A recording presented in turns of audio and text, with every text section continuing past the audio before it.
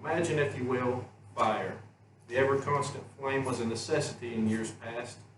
It is this fire that kept our ancestors warm and proved useful in the night while slumped over a dusty home. Without it, our forefathers would have not been able to properly prepare the nourishment that they required. However, it has another use, a use that has stood the test of time and has dominated our culture in recent decades. That use, of course, is the cremation of human remains. I have bled and sweated in the crematorium for the past 2 years now. I have worked alongside trained professionals and have been taught the art of cremation. Today we'll be looking at the process that is cremation, and after my speech, hopefully you'll have a better understanding of this very interesting subject. Our 3 main points I'll be explaining today are why a family chooses cremation, the cremation process itself, and after the fire is extinguished. When a family chooses cremation for a loved one, the main factors that come into play are money. This factor is probably the most widespread and most relatable. Cremation itself is, of course, relatively cheap compared to a traditional burial, embalming, use of the hearse, and finding a grave space.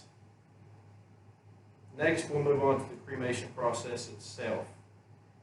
The cremation process itself is somewhat an extensive matter that could be described in greater detail than what we have time for today.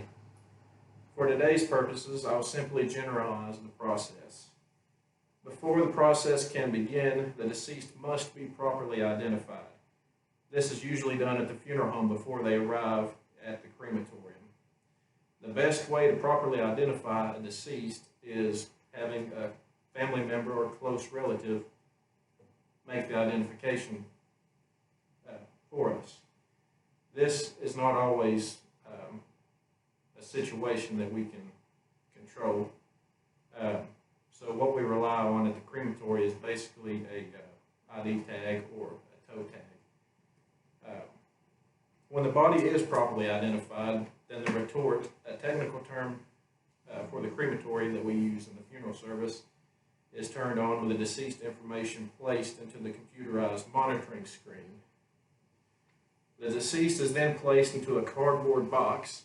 This makes it easier to glide the deceased into the concrete surface of the retort. The retort operates at a temperature at around 1650 degrees. When the temperature is met, the door to the retort is opened and the deceased is gently glided in on a paper roller. The door is then closed behind him. When the door is opened, a surge of cool air rushes into the retort when the operator is trying to put the body in, and thus the temperature decreases. When the deceased is placed in and the door is closed, you have to wait until the temperature rises back up before the ignition burner can be set. Once the temperature does get up, the ignition switch is activated and a flame comes from the ceiling of the retort and makes direct contact with the deceased. The flame sets off a chain of events that essentially dehydrates the body. This process lasts approximately 3 hours. Lastly, when the flame is extinguished. When the flames are extinguished and the temperature gradually decreases to a cool 600 degrees, the door is opened.